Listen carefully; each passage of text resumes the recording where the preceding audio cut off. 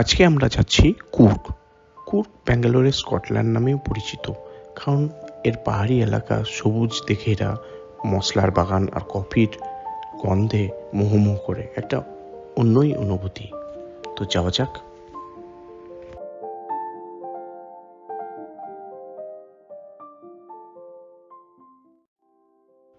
ব্যাঙ্গালোর থেকে কুর্গের ডিস্টেন্স হলো 254-55 kilometre, approx 5 ঘন্টা সময় লাগে।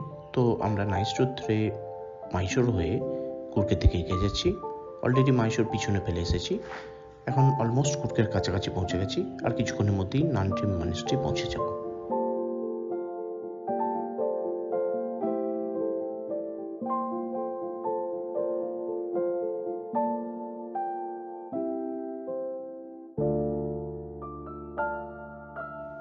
এখন আমরা পৌঁছে গেছি নানট্রিম মনেস্ট্রি বা গোল্ডেন টেম্পলে।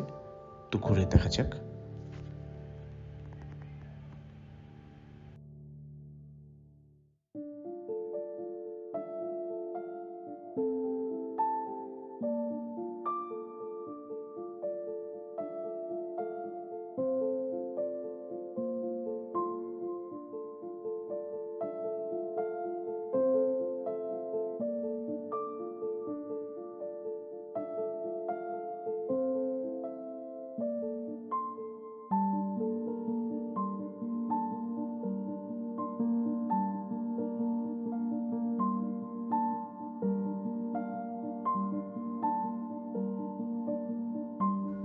মনেস্ট্রি থেকে আমি সোজা চলে যাই হোটেলে, কারণ পাহাড়ি এলাকায় সন্ধ্যেবেলায় গাড়ি চালানো খুব একটা ঠিক হবে না।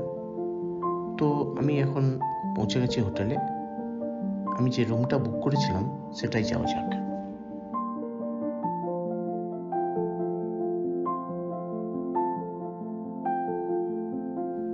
হোটেলে পৌঁছে সোজা চলে যাই সুইমিং পুলে।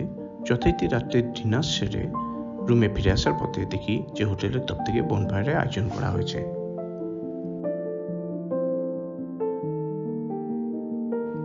গুড মর্নিং, আমাদের ব্রেকফাস্ট অলমোস্ট শেষ হয়ে গেছে। তো আজকে আমরা যাচ্ছি প্রথমে চেলেভারা ফলস, তারপরে যাব কোটেবেট্টার পর নেক্সট আবে ফলস, তারপর রাজা সেট, সব শেষে যাব এলিফ্যান্ট ক্যাম্প।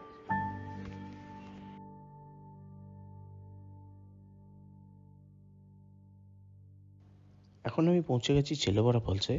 এখানে কিছু লোককে কাজ করতে দেখে কৌতূহলবশত জিজ্ঞাসা করে জানতে পারি এরা গোলমরিচ বা ব্ল্যাক পেপার কালেক্ট করছে গাছগুলো থেকে।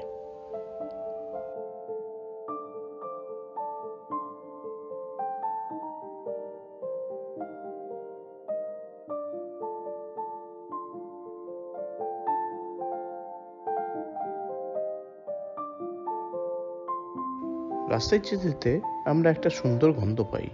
কাছে গিয়ে দেখি ওটা কফির বাগান, আর যে গন্ধটা ভেসে আসছে ওটা হচ্ছে কফি ফুলের গন্ধ।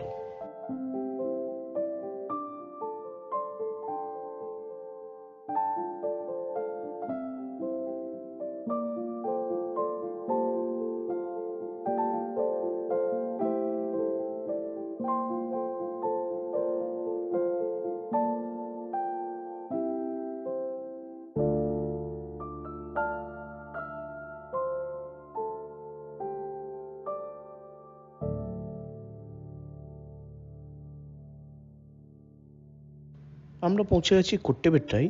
এটা একটা পাহাড়ি এলাকা, রাস্তাও প্রচণ্ড দুর্গম। বিশেষ কিছু বলার নেই, কারণ এখানে এমন কিছু নেই যেটা দেখার মতো, শুধু ওই নিচের ভিউ পয়েন্টটা একটু ভালো লাগে এই যা। তো ফ্যামিলি নিয়ে যাওয়ার পক্ষে একদমই সঠিক জায়গা নয়।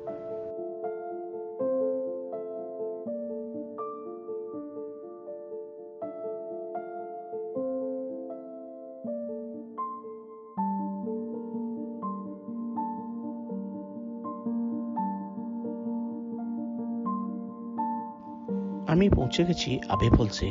আবে ফলস হলো এখানকার একটা ফেমাস টুরিস্ট স্পট। আমার মনে হয় না এমন কেউ আছে যে কুর্গ এসেছে আর আবে ফলস ভিজিট করেনি।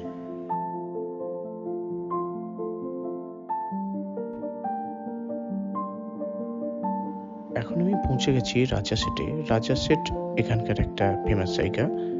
এখানে আদার্স অ্যাক্টিভিটিস আছে, কিন্তু মেন প্রবলেম হলো এখানে পার্কিং প্রবলেম। কোনো নির্দিষ্ট পার্কিং জোন নেই।